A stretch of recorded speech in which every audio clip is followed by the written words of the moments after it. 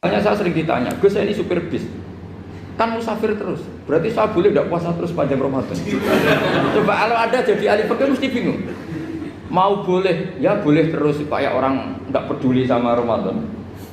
Mau mengatakan wajib puasa, kayak nggak peduli dengan kemurahan Allah yang membolehkan musafir tidak puasa. Coba loh, Anda jangan jadi ekstremis yang misalnya bantah tok, protes tok, ini kan. Jadi memang mengkaji ilmu itu. Ya makanya dengan tanda kutip itu harus ada nakalnya. Tapi nakal yang baik bukan nakal. Nakal itu kalau bahasa Jawa itu kan tidak harus dosa. Seperti anak kecil, menek-menek itu, tuh bocah kok nakal. Padahal anak kecil menek itu haram dah. Enggak kan? Malah orang tuanya yang bentak itu yang haram. Yang nakal betul ya ibunya yang bentak cerewet itu, karena ibunya orang yang sudah mukallaf, sudah tua, salah langkah yaitu Kalau anaknya naik meja itu ya sebetulnya bahasanya tidak nakal, lucu. Oh jebule pinter conggo iso munggah meja, harusnya diapresiasi. Tapi rata-rata ibu semua akal mecah gelas. Coba, malah boe malah mecah tabungan. Bapaknya marah tukang nguras tabungan. Sebetulnya senakal-nakalnya anak kecil itu nakal orang tuanya, itu pasti. Karena ini sudah kena khitab, sementara anak-anak belum kena khitab. Saya pernah punya tamu, karena di tradisi Kiai itu sering punya tamu. Bapak ibunya itu kultus sama Kiai, bentak anaknya disuruh salim sama saya. Anak kecil kan nggak mau jalan-jalan terus, marah. Tak marah orang tuanya tak marahin. Yang dosa itu kamu bentak anak-anak. Kalau anak kecil itu kena diskon rufi al-qalamu an salasin. Di antara aturan Islam apa? Tidak ada keharusan bagi 3 orang. 1 anak kecil sampai balik, 2 orang tidur sampai bangun, 3 orang gila. Artinya anak kamu itu tidak kena khitab untuk sopan sama saya. Kamu yang kena khitab baru sopan sama anak-anak. Dan ini ada Jawa itu kadang keliru. Jadi orang tua itu marah-marah memaksakan anaknya sopan. Padahal Allah memberi diskon anak kecil itu belum wajib sopan. Gak apa-apa ada tamu naik-naik asal masih anak kecil. Makanya Rasulullah ketika beliau sholat sujud itu Hasan Husain itu naik. Cara Jawa Nabi itu digawe tumpakan. Semua riwayat mengatakan Nabi itu diam saja, gak berani ngangkat. Sampai sahabat itu ada yang melongok, ini Nabi sujud lama sekali ada apa? Jadi kita punya riwayat itu ya baru kayak sahabat yang agak nakal. Semuanya itu sujud, tapi bareng di atas rata-rata ada sahabat yang belakang melongok. Ada apa tuh ini sujudnya kok lama? Barokahnya itu ditemukan riwayat. Oh, ono putune tuh. Karena Hasan itu naik di atas punggungnya apa? Nabi. Itu andai kan tidak ada yang melongok, riwayat ini tidak ditemukan. Barokahnya ada yang melongok itu mungkin kalau sekarang mungkin semua masjid melongok karena orang sekarang jarang yang khusyuk. Kalau dulu hanya 1 yang di belakang. Setelah itu Nabi memberi penjelasan, saya tadi sebetulnya harus mengakhiri sujud saya sesuai aturan umum, tapi ada cucu saya tak biarkan sampai dia puas naik punggung saya, sehingga dia turun baru saya naik. Filosofinya apa? Begini, anak kecil 1 tidak kena khitab. 2, jangan sampai sholat itu jadi problem. Kalau Nabi nyentak Hasan, membentak, putu ono bae sholat kok diganggu, maka sholat menjadi trauma. Gara-gara sholat bahasa bentak saya. Lama-lama anak ini trauma dengan sholat karena dianggap problem. Makanya saya termasuk kiai nggak berpendapat anak kecil nggak boleh di masjid. Sering kan anak kecil di masjid, ayo khutbah rame. Saya termasuk setuju tetap boleh. Kalau dibentak di masjid, maka dia trauma dengan masjid. Wong saya ke masjid dibentak. Lagi pula kadang-kadang orang tuh gaya-gayaan tok. Wah, rame orang khutbah, rame nih. Padahal kalau nggak diramein anak-anak malah dia tidur. Kita kan nggak bisa menjamin kalau perilaku kita lebih baik gitu. Mendingan kan anak-anak main di masjid timbang di karaoke kan. Jadi kan, lah ini maksudnya saya, ini fikih ya. Fikih itu wilayahnya, makanya jadi ahli fikih itu susah-susah gampang. Jenengan jangan hanya berpikir protes dengan ketentuan fikih, mengkaji yang sebanyak-banyaknya. Itu tadi, misalnya Anda seorang supir permanen, supir bis terutama. Kalau truk kan bisa leha-leha, kalau bis kan apa ada deadline-nya ya waktu. Seperti bis jurusan Surabaya Semarang, saya kan sering naik bis jurusan Surabaya Semarang. Kadang-kadang supirnya melihat saya tanya, Gus saya ini supir, saya ini Ramadan itu gimana ya? Ya saya sudah ngerti setengah nakal, dan senengnya dijawab rasa poso ya saya tahu ya.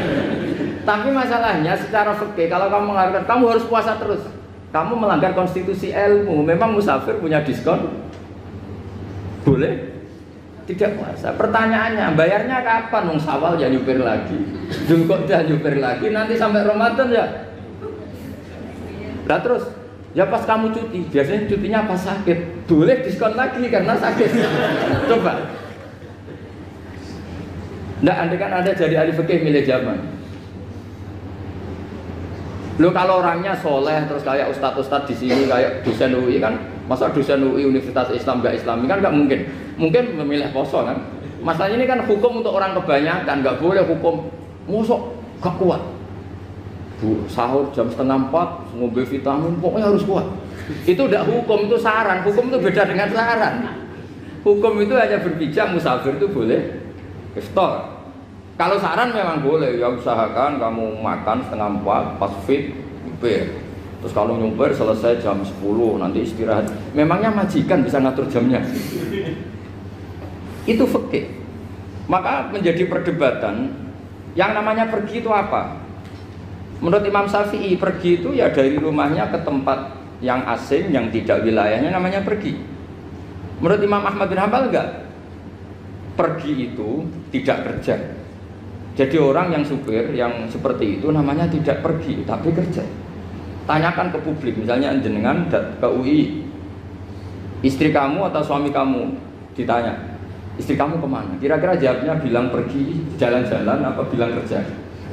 Kerja. Makanya kata Imam Ahmad bin Hanbal, mudi musafar atau orang yang berprofesi, yang profesinya memang harus pergi, kayak traveling atau supir, maka itu namanya tidak pergi, namanya itu kerja.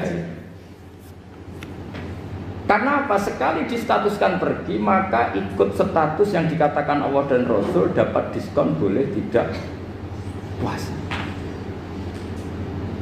Maka terus kita debat tentang definisi.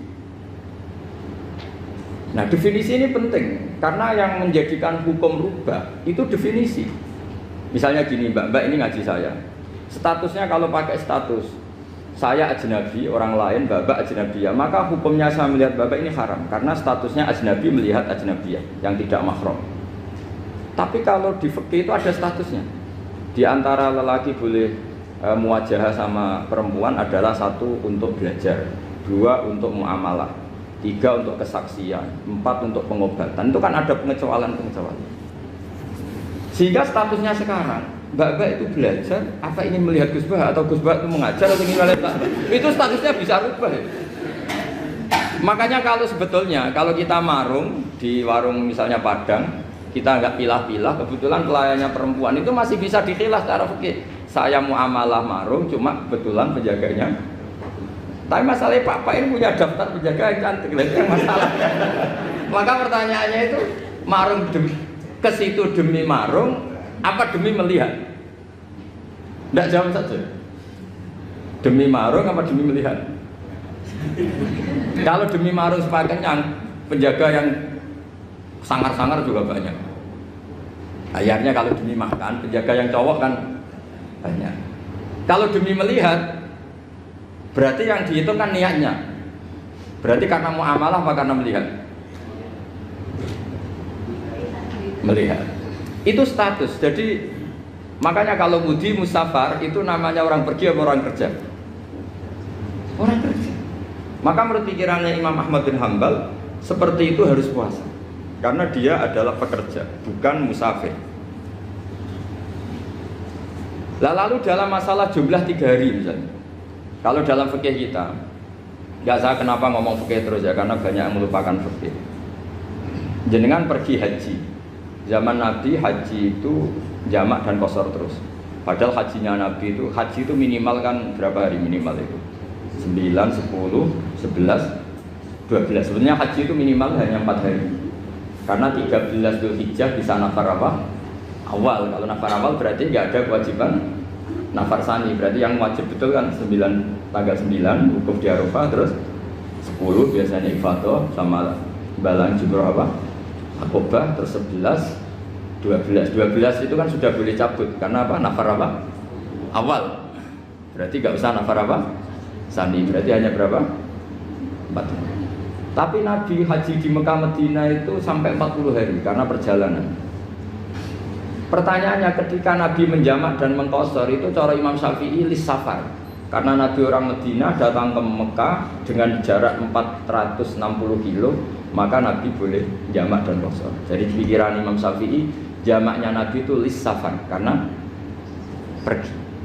Cara pikiran Imam Malik enggak, jawabnya Nabi itu lin-nusuk. Nabi menjamak sholat itu karena melakukan ibadah haji. Efeknya adalah orang Mekah kalau haji itu cara Imam Malik meskipun jaraknya dekat boleh apa?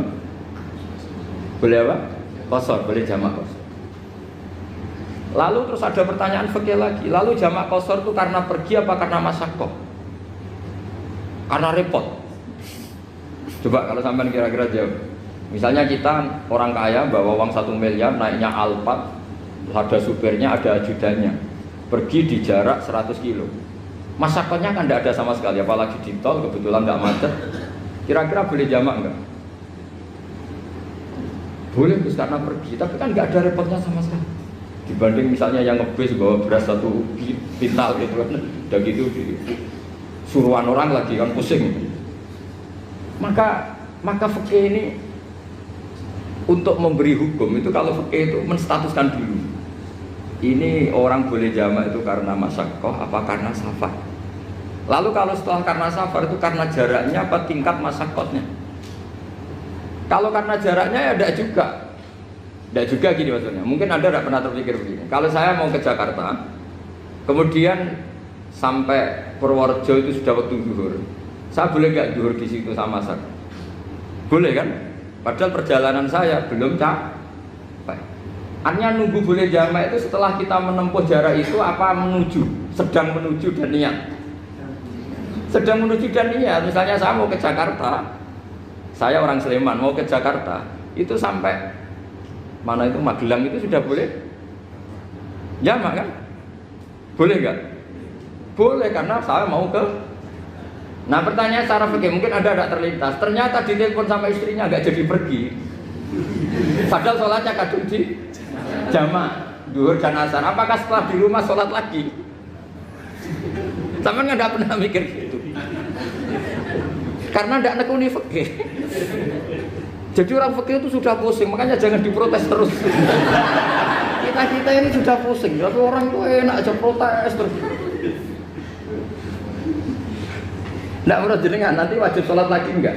Dia bolehnya jamak kan berdasar berstatus musafir. Ternyata setelah Magelang ditelepon istrinya enggak jadi. Dia kadung sholat duhur dan asar. Setelah pulang masih jam 1. Terus ada asar, wah sholat terus. Kalau ada sholat lagi apa enggak? Jangan saran. Kalau saran, wah sebaiknya sholat lagi. Itu tidak hukum, itu saran itu namanya. Saran dengan hukum beda. Sholat lagi pada. Loh, ketika ada jaga itu berdasar malas atau berdasar hukum? Apa?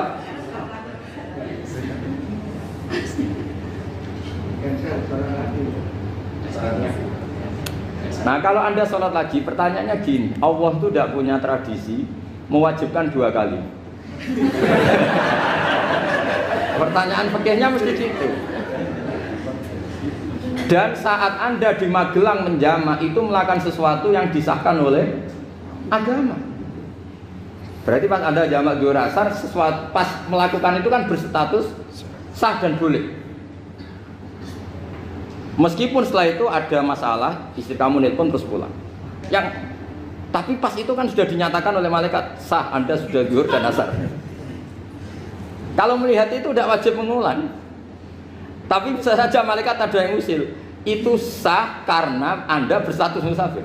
Berhubung status Anda hilang, maka poin Anda sudah sholat juga hilang. Kamu milih fikih yang mana?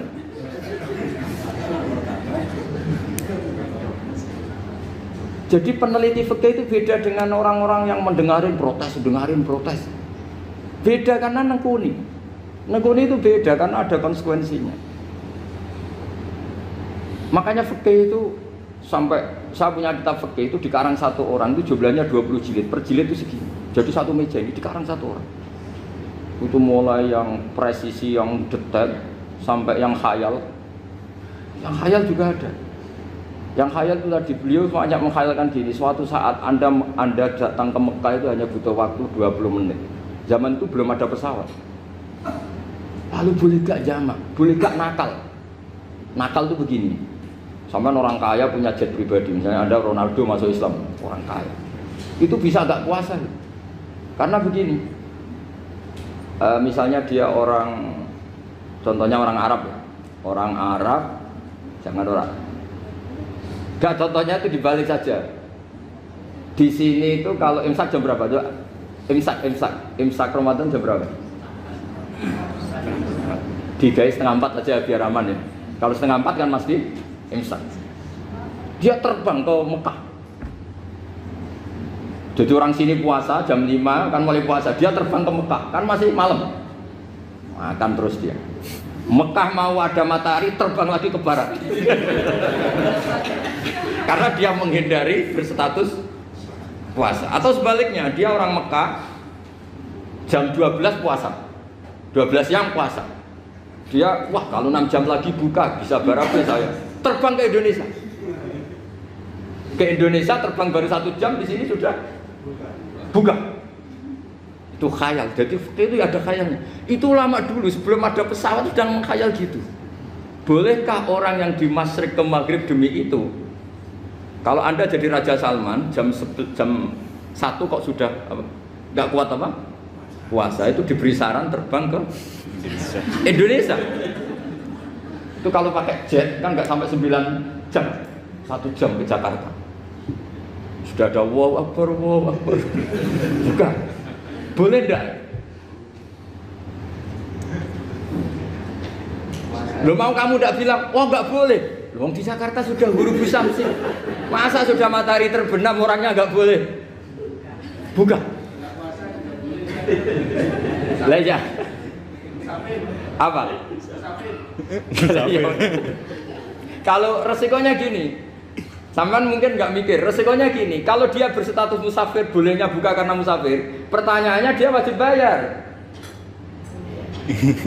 Kan musafir bolehnya kodok nanti harus bayar, tapi kalau dia buka normal kan nggak harus bayar, beda, efek-efeknya beda.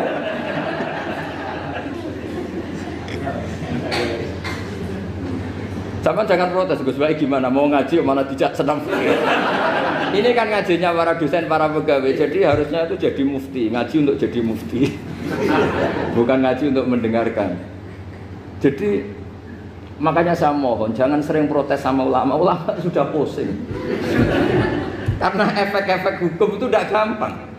Kayak tadi misalnya, kalau dia boleh buka atas nama musafir, resikonya wajib bayar. Masalahnya Raja Salman ini mau ndak gitu. Dia inginnya. Maka pertanyaannya itu kitab yang milik saya tadi yang 20 jilid tadi. Ulama itu mulai dulu sudah membayangkan bagaimana kalau suatu saat ada satu kendaraan. Kenapa ulama bisa membayangkan itu? Karena ada buruk. Meskipun mereka nggak numpak buruk, hanya Rasulullah, tapi kan bisa membayangkan ada toyul waktu. Waktu itu bisa dilipat. Karena ulama dulu ahli astronomi, jadi bumi itu bulatnya gini, muternya gini. Berarti suatu saat ada satu ilmu di mana orang ngambil satu posisi terus melewati toyul waktu, ngalami lintasan waktu. Mulai dulu itu sudah dibicarakan. Pertanyaannya lalu status orang ini kayak apa? Misalnya tadi orang Mekah ingin cepat buka terbang ke Indonesia. Orang Indonesia menghindari imsak, misalnya 3:30, dia belum sahur. Wah kalau saya di Indonesia ini sifatnya sahur. Wah saya tak terbang ke Mekah. Wah enak kan terbang di Mekah ternyata masih jam 8. Wah bisa makan sepuasnya jam 8 malam katanya jam 20. Kan enak dia. Bar wareg balik ke Indonesia wis jam 1 siang. Jam 1 siang kalau ingin cepat buka terbang ke timur. Langsung buka. Berarti dia kira-kira puasa aja 3 jam. Tapi terus ya mungkin kalau sampean, lah opo Gus sudah repot-repot ngono tinggal turu delok sinetron kok buka dhewe. Itu tidak hukum, saran itu namanya apa? Kalau hukum tetap tadi yang dikatakan puasa adalah imsak mulai jam imsak sampai Ghurubus Syamsi. Lalu pertanyaannya lagi, Ghurubus Syamsi sampai imsak itu konversi jam apa nyata-nyata Ghurubus Syamsi? Kalau yang diliwati khatul istiwa itu nyata, fi'lan kalau dalam bahasa Arab fi'lan awaqi'iyah. Tapi kalau Anda orang kutub, Saya sering kirim-kiriman surat sama mufti-mufti yang ada di Timur Tengah, di Eropa, konsultasi maksudnya. Orang kutub itu kan tidak ada matahari, tidak ada apa-apa. Jika kalau Anda baca kitab di kutub, mesti Gus Bak ada pembohong. Misalnya orang kutub ngaji saya, kamu harus subuh sebelum matahari terbit. Sekali matahari terbit, waktunya hilang. Duhur setelah matahari agak ke barat. Asar kalau matahari terbenam, hilang waktunya. Terus mereka mesti bilang, mataharinya di mana? Maka pertanyaannya, boleh gak mengkonversi waktu untuk orang kutub? Jadi misalnya pola umum subuh jam 4:30, berarti antara subuh dan qadha itu 1,5 jam. Subuh sama zuhur polanya berapa berarti? Kalau 4:30 sampai jam 12 itu 6 sama 7,5. Berarti ya kira-kira habis subuh nunggu 7,5 jam baru zuhur, nunggu 3 jam baru asar, nunggu 3 jam baru maghrib. Berarti waktu puasa kira-kira antara jam 4 sampai jam 6. Berarti berapa jam itu? 12 sama 2 14 jam. Oke, berarti orang kutub harus puasa 14 jam, tidak bergantung waktu mata. Tapi ada lagi pertanyaan lucunya gini, lalu 14 jam Gus itu dimulai dari mana? Apa asal 14 jam? Apa harus ada konsensus setarnya? Masih ada PR lagi. Menurut kamu gimana? Ada konsensus setarnya dimulai jam 4 dini hari. Apa asal jumlahnya? Imsak 14 jam. Mikir lagi kan? Itu di Denmark itu ada satu musim di mana siang terus sampai sekian bulan. Siang terus sampai orang sana itu capek. Kenapa ada siang terus? Logikanya kan tadi bumi itu bulat-bulat. Saya juga belajar falak, belajar astronomi. Kalau tepaan kamu di sisi yang barat agak utara atau agak selatan, matahari ini nyentrong terus. Sehingga bumi molak-malik ya kamu kesentrong terus karena kita ini kan tepaan di Khatulistiwa, di Khatul Istiwa. Sebenarnya Khatul Istiwa itu bahasa Arab dari kata Khatul Istiwa. Khatun itu garis, istiwa itu tengah. Lah, Islam itu oleh Allah memang dipilih di tempat paling top yaitu Mekah. Mekah Ka'bah itu Surratul Ardi. Jadi sebelum ditemukan ilmu astronomi itu Nabi sudah ngendikan Al-Ka'bah Surratul Ardi. Ka'bah itu pusarnya bumi. Sehingga di Ka'bah itu satu-satunya area yang terbebas dari medan magnetis. Karena dari utara dan selatan benar-benar di tengah. Maka potensi jam paling akurat di dunia itu ya hanya jam yang di Mekah itu. Karena apapun akuratnya teknologi di Amerika atau Jerman, karena jam itu dari logam tetap ketarik medan apa? Magnetis, entah berapa 00, tetap kena. Misalnya jam di Jerman, lebih dekat mana kalau Jerman? Mesti ketarik medan magnetis, entah berapa kadarnya. Karena materi jam dari logam. Sementara di Mekah karena di tengah itu terbebas dari medan apa? Magnetis. Nah, sehingga yang segaris dengan Mekah kayak Indonesia itu semuanya Khatul Istiwa. Nah kalau Khatul Istiwa normal itu artinya ya 12 siang secara umum ya 12. Sehingga ulama Indonesia kalau ngaji itu lebih gampang, lebih tidak dianggap bohong. Karena ya ada terbitnya matahari, ada zawalus syamsi, ada ghurubus syamsi.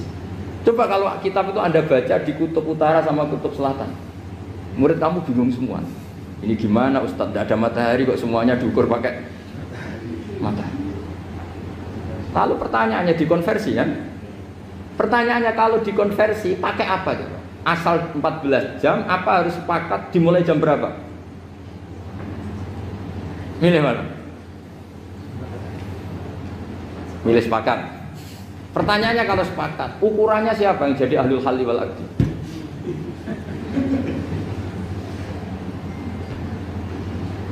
Jadi orang fikih itu sudah bingung, makanya saya mohon jangan sering diprotes.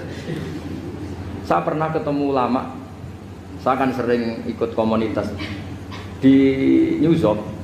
Itu andekan dibur, itu pas persis Ka'bah. Jadi buminya itu kalau dibur itu pas persis Ka'bah. Lalu pertanyaannya, ada kiblat tidak di sana? Ya bumi kan gini ya. Kalau dalam bahasa falak itu ada rubuk namanya. Rubuk itu bumi yang sewaktu itu hanya yang 1/4. Ya bumi yang sewaktu itu hanya 1/4. Jadi kita sekarang siang, berarti yang baru siang hanya 1/4 bumi. Nanti yang malam ya hanya 1/4 bumi. Ya iya, misalnya sekarang kita di sini siang, di Arab Saudi kan belum, ini masih setengah 6. Ini sekarang di Arab Saudi baru setengah 6. Lah itu ada daerah di mana dengan Ka'bah itu pas atas sama bawah. Harusnya kan bebas arah. Apa? Bebas arah. Lalu orang sana sholatnya itu menghadap kemana? Pernah ulama New York itu minta fatwa ke Rabitatul Alam Al-Islami. Lalu kita harus menghadap kemana? Makanya dalam dunia anekdot ulama itu ada anekdot Abu Nawas itu orang yang nggak pernah kalah debat. Dia tuh terkenal nggak pernah kalah debat. Tapi dia ada ilmuwan. Dia punya tetangga ilmuwan, punya pengaruh besar. Semua orang ngaji ke ilmuwan itu. Mantelnya bukan main, karena dia ahli falak, ahli astronomi. Mau nandingi dia tidak bisa, nggak nandingi itu reputasinya jatuh. Orang itu berteori kalau bumi itu bulat-bulat. Kalau kamu jalan ke sini, maka akan ke titik yang suatu saat si profesor ini kemalingan, terus minta tolong Abu Nawas rumah saya kemalingan, terus lari kemana malingnya? Ke timur. Setelah ke timur, larinya ke timur. Abu Nawas lari ke barat, terus ditanya, sudah tak bilangin malingnya lari ke timur kok kamu lari ke barat? Nanti ketemu di titik yang sama. Sebenarnya itu profesornya makel. Oh kamu nyindir. Artinya Abu Nawas nggak terima teori Anda itu nggak bisa. Secara keilmuan benar, tapi secara faktual nggak boleh. Berarti kalau ada orang ngejar istrinya lari ke timur, dia harus tetap ke barat. Nanti ketemu di titik yang sama. Jadi malingnya tuh lari ke timur, Abu Nawas ngejar ke barat. Ketika ditanya profesornya, sudah bilangin malingnya tuh lari ke timur, kenapa ada ke barat? Kata Anda nanti ketemu di titik yang sama karena bumi bulat-bulat. Nah pertanyaannya gini, lalu kalau yang segaris itu ada arah enggak? Kayak New York tadi. Menurut kamu tetap berkiblat apa enggak usah? Loh kalau yang rubuk jelas. Loh gitu, kalau rubuk begini loh, misalnya begini, terus kamu di sini sama sini kan masih ada arah. Tapi kalau sini sama sini masih butuh kiblat enggak? Lalu sama ndak usah protes, orang fikih sudah pusing, ndak usah diprotes. Karena yang dipikir itu macam-macam. Lah ya makanya ini kan ini mengkaji ya, saya mohon ya kayak tadi ini mengkaji, saya mohon saya cukupkan sekian. Sementing apa ya kita ada respeknya lah sama ulama. Jadi ulama itu susah, mikirnya susah, harus tanggung jawab di depan Allah, di dunia diprotes terus. Ya saya kira demikian. Assalamualaikum warahmatullahi wabarakatuh.